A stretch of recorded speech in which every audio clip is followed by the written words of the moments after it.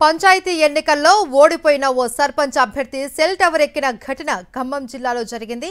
రఘునాథపాలెం మండలం హరియా తండాకు చెందిన మాలోతు రంగా రెబల్ అభ్యర్థిగా పోటీ చేసి ఓడిపోయారు. తన గ్రామ పంచాయతీలోని సుకని తండాలో రిగ్గింగ్ జరిగిందని, రీపోలింగ్ పెట్టాలి అని ఇండిపెండెంట్ సర్పంచ్ అభ్యర్థి రంగా ఆరోపిస్తున్నాడు. గ్రామ పంచాయతీ ఎన్నికల్లో భారీగా ఖర్చు పెట్టాను అని, తనకు అన్యాయం జరిగిందని అధికారులకు ఫిర్యాదు చేసినా పట్టించుకోలేదు అని ఆవేదన వ్యక్తం చేశారు. సుకని తండా గ్రామంలో దొంగ ఓట్లు వేశారు అని, శబరిమల వెళ్లిన వారివి ఊళ్ళో లేని వాళ్ల ఓట్లు కూడా వేశారు అని రంగా ఆరోపిస్తున్నాడు.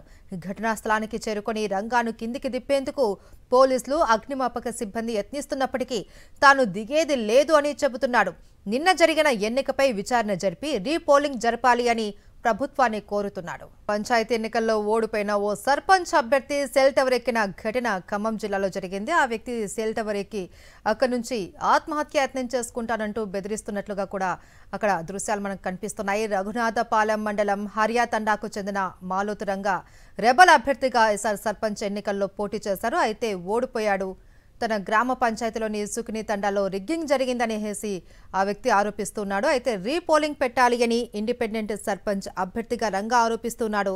గ్రామ పంచాయతీ ఎన్నికల్లో భారీగా ఖర్చు పెట్టాను అని, తనకు అన్యాయం జరిగిందని కూడా అధికారులకు ఫిర్యాదు చేశాడట. కాకపోతే వారెవరూ పట్టించుకోలేదు అని తన ఆవేదన వ్యక్తం చేస్తూ వచ్చాడు. సెల్ టవర్ ఎక్కి ఈ విధంగా తన ఆవేదన వ్యక్తం చేస్తూ ఉన్నారు.